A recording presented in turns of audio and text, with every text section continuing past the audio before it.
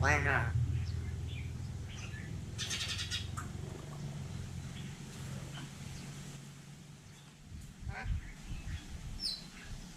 Không quen rồi.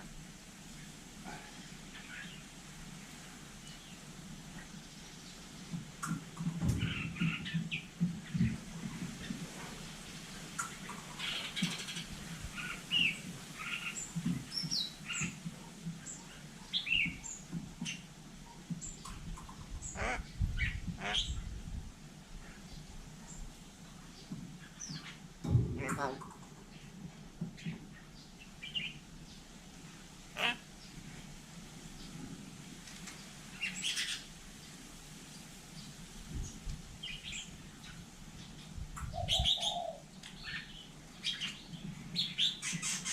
Không phải đó rồi.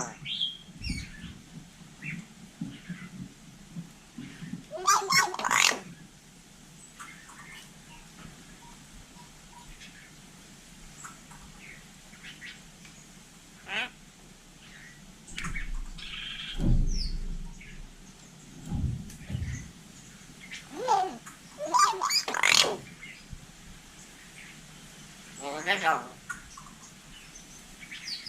Ngồi rồi.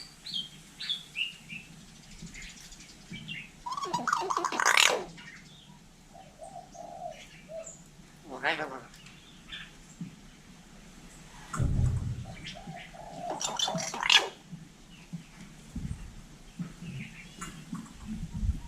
Ngồi rồi. Ngồi rồi.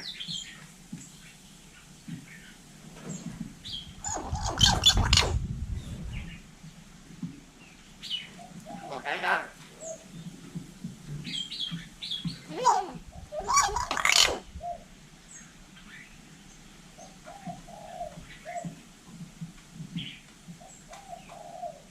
Ngồi con rồi.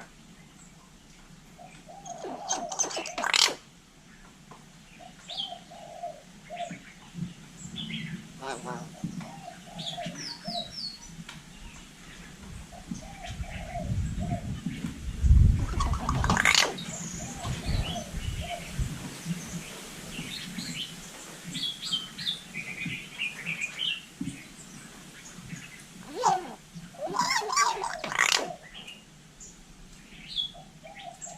Không phải đó.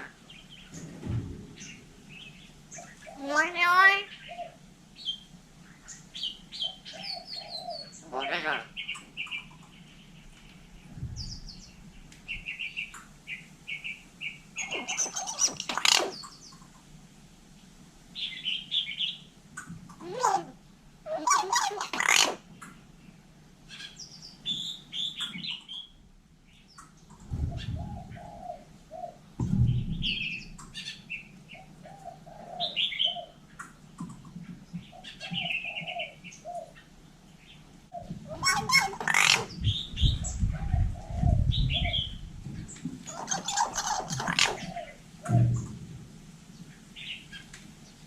Ngồi rồi. Ngồi cái rồi.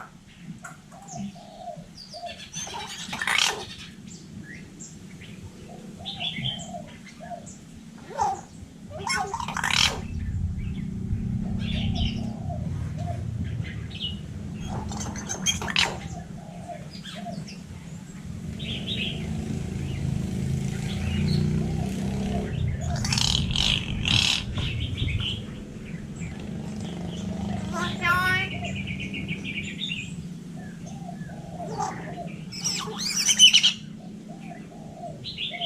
Ngồi cái rồi.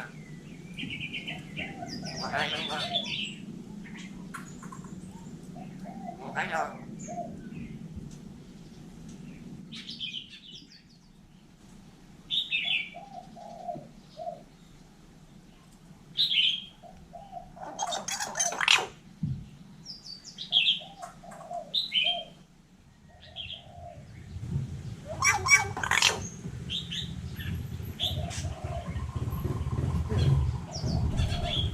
Ngồi rồi.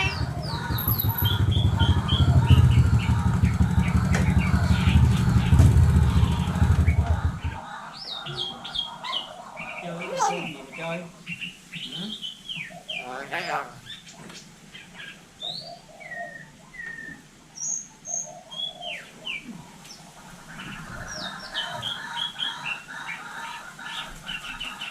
Vâng.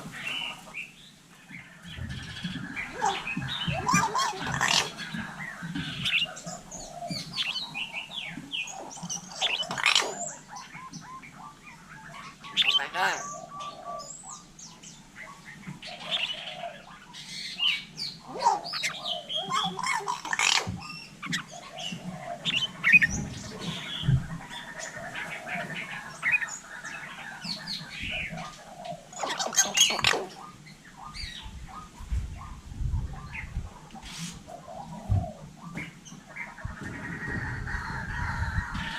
Một cái rồi. One and one.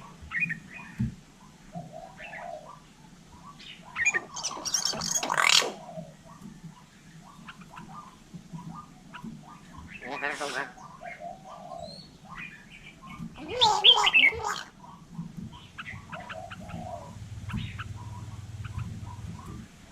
Một cái rồi.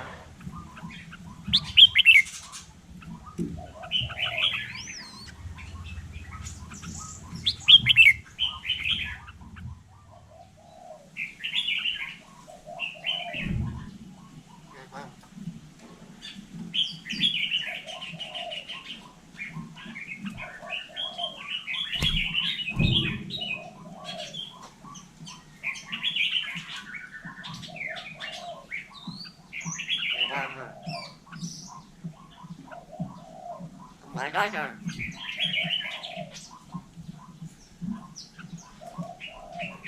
Vâng.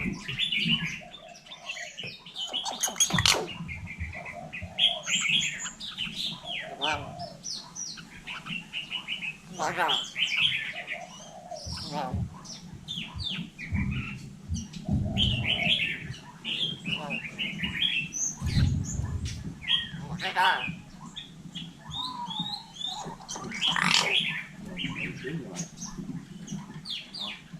Một cái đó. Một cái rồi. Quán em vào. Quán rồi.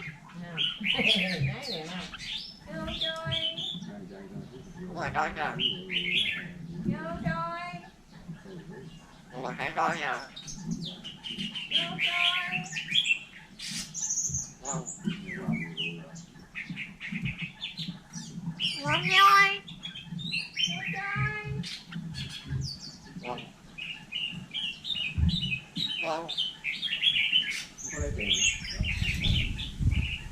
Một cái rồi. Rồi rồi, cái trái rồi.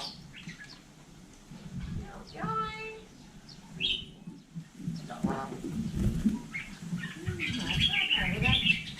Ở qua chợ Chẳng biết mà chạy. Vâng. chợ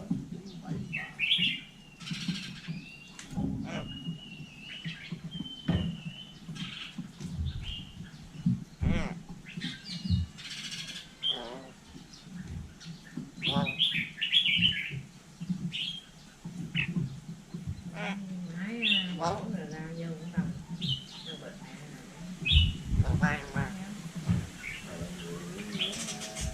Cái đó. Cái đó. Vâng. Cái đâu? Cái nhà tù. Vâng. Một cái là. Vâng. Một cái là. Một cái rồi.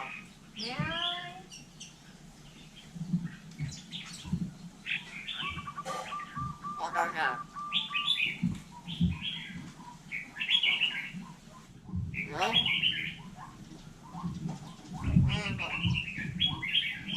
Vâng. Vâng.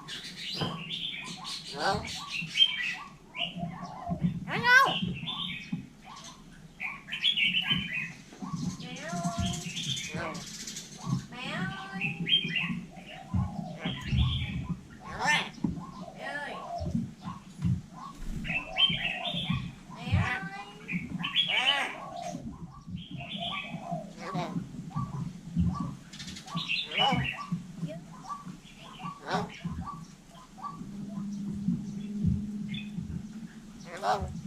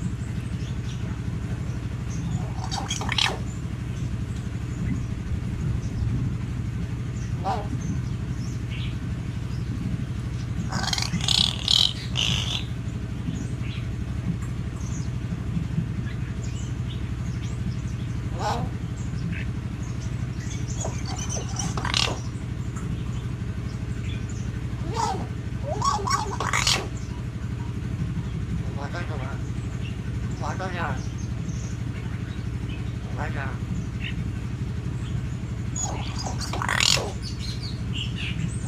ôi nó nhận đâu hỏi đổi thì rồi nói không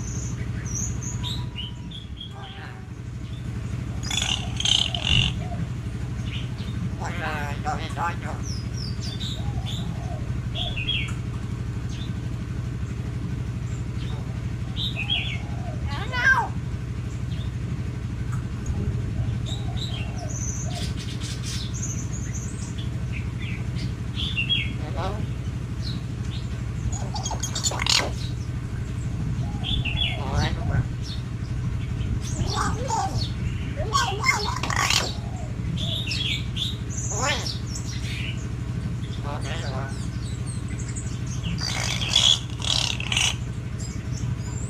rồi là đá rồi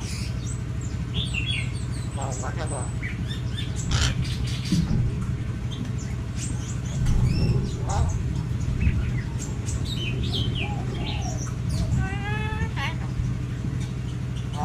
cái nào đó nào phải màu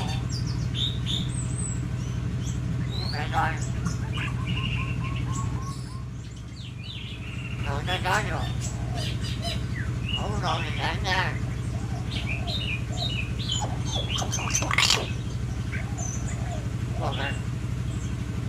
còn cái luôn rồi quá em quá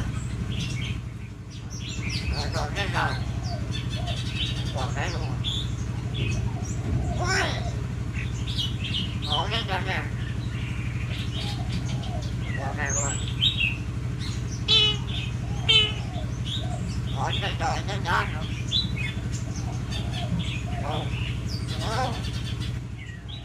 không phải rồi nó nhớ mà không phải